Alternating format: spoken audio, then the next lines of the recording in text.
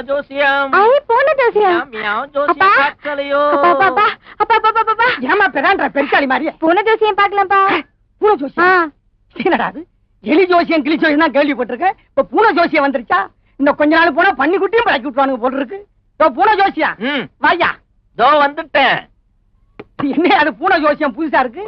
இதுல பெரிய ரகசியமே அடங்கி இருக்கு. அதெல்லாம் அப்புறமா சொல்றேன். முதல்ல ஜோசியத்தை பாருங்க. அப்படியா? எங்க பூனை எடுத்து விட்டு பாப்போம். இந்தாடி எங்க போயிட்டு வர? பக்கத்துல ஏட்டு வீட்டுல அவங்க பிள்ளைய ஜெயிலுக்கு பிடிச்சிட்டு போயிட்டாங்கல்ல.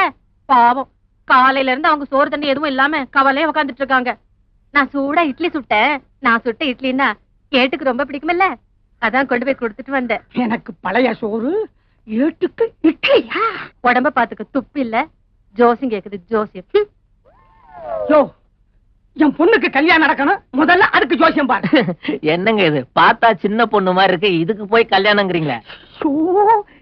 என் பொண்டாட்டி நடக்கிறது சரியில்லையா? இப்பவும் அப்பவும் இருக்கா. பார்த்தா முழுகாம இருக்க மாதிரி தெரியலையே. முதல்ல உன் பூனையை சீட் எடுக்க சொல்லியா?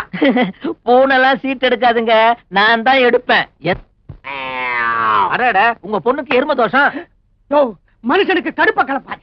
ஜலதோஷம், செவ்வாய் தோஷம், நாகதோஷம்னு கேள்விப்பட்டிருக்கேன். அது என்ன புதுசா எரும தோஷம்? உங்க பொண்ணு தானங்க எருமாட்டுக்கு பருத்தி கொட்டையும் புண்ணாக்கம் வைக்குது.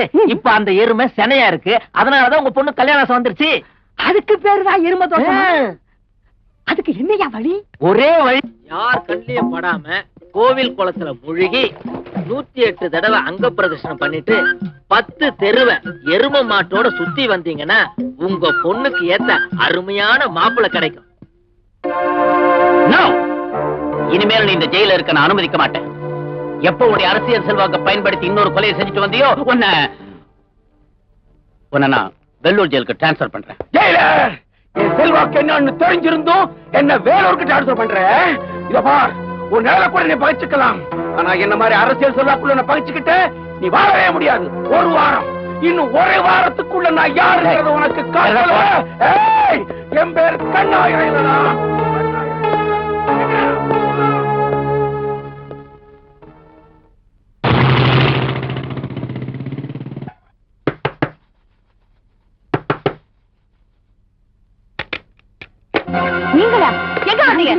வீட்டுக்குள்ள வரப்ப அபசகன மாதிரி எங்க வரீங்கன்னு கேக்குறீங்க. கணக்கு கவனிச்சிடுறேன். ஒண்ணு இல்லம்மா, ஆம்பளை துணை இல்லாத வீட்டுக்கெல்லாம் ஐயாதான் ஆம்பளை, அதாவது பாதுகாப்பு. உன் புருஷன் உயிரோட இருந்த போது உன் பொண்ணுக்கு இவருக்கு நிச்சயதார்த்தம் பண்ணாரு, அந்த எண்ணத்துல உன் பொண்ண கல்யாணம் கட்டி கூட்டிட்டு போக வந்திருக்காரு நினைக்கிறியா? அதெல்லாம் ஒண்ணும் கிடையாது. இவரு இந்த ஒரு ராத்திரிக்கு மட்டும் உன் பொண்ணோட மரியாதையா வெளியே போயிடுங்களா?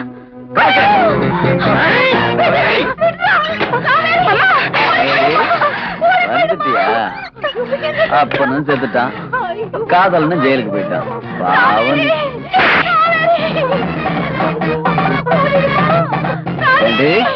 விளையாட்டா பேசனா கையா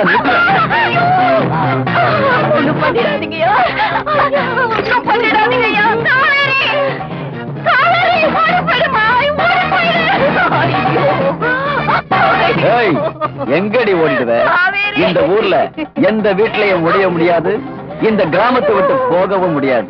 ஏன்னா அங்க எல்லாம் ஏன் ஆளுங்க இருக்காங்க.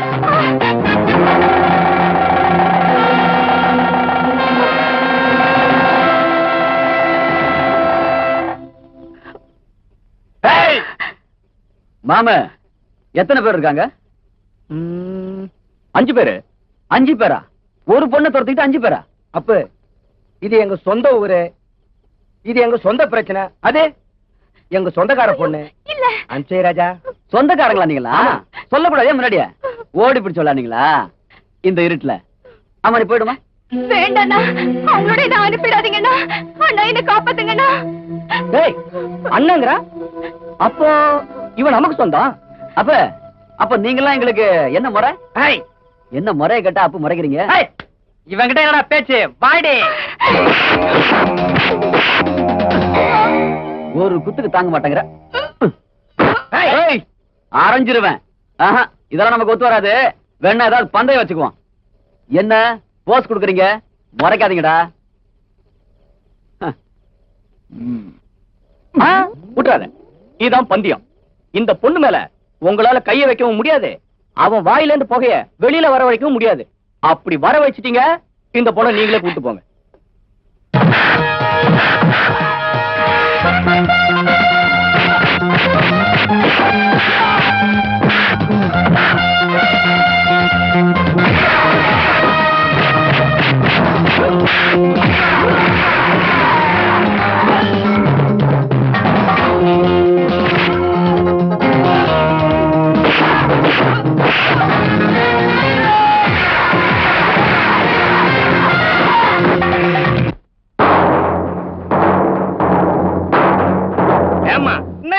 உங்க பொண்ணுக்கும் கல்யாணம்னு நிச்சயமான விஷயம் தானம்மா.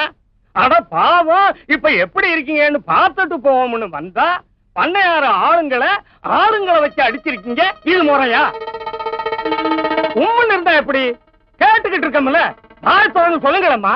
அட யாரும்மா அடிச்சது?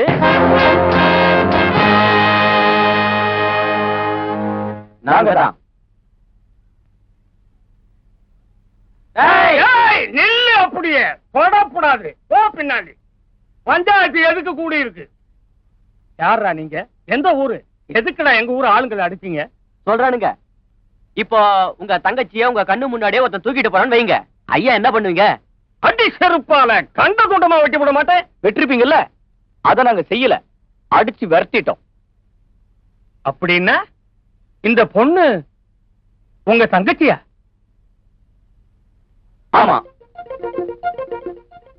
ஏலே, எங்க ஊர்லயே வெள்ளக்காக்காய மல்லாக்க பறக்க விடுறீங்களே. நாங்க எங்க பறக்க விடுறோம்? எங்க அப்பாவோட மானம் காத்துல பறக்க வேணாம்னு நினைக்கிறோம்.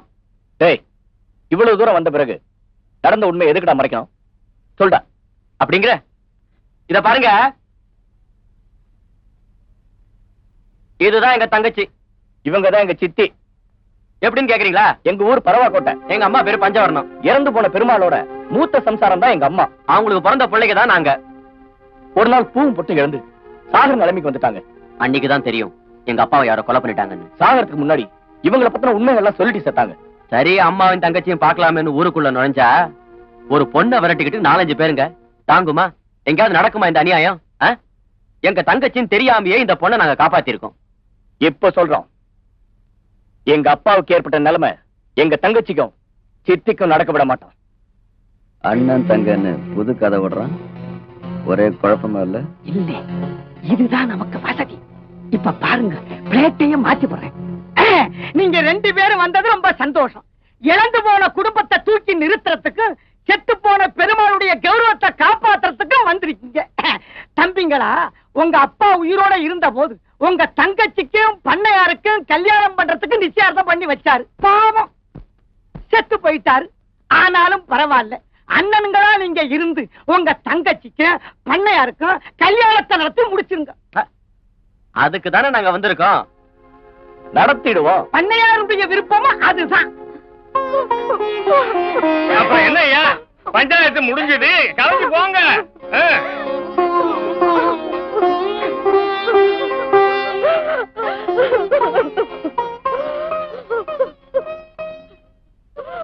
மச்சி, இந்த அம்மா ஏன் இப்படி அழுதுகிட்டு போகுது? அட நீ வேற மாமு, என்ன வயசாலும் சரி, பொம்பளைங்களுக்கு மாத்திரம் இந்த சக்கரத்தி சமாச்சாரம் ஒத்துக்காது. இந்த வேற ஒப்பாரி வச்சுக்கிட்டே போகுது. வா போலாம். ஏன் இவ்வளவு பெரிய துரோகம் செஞ்சீங்க?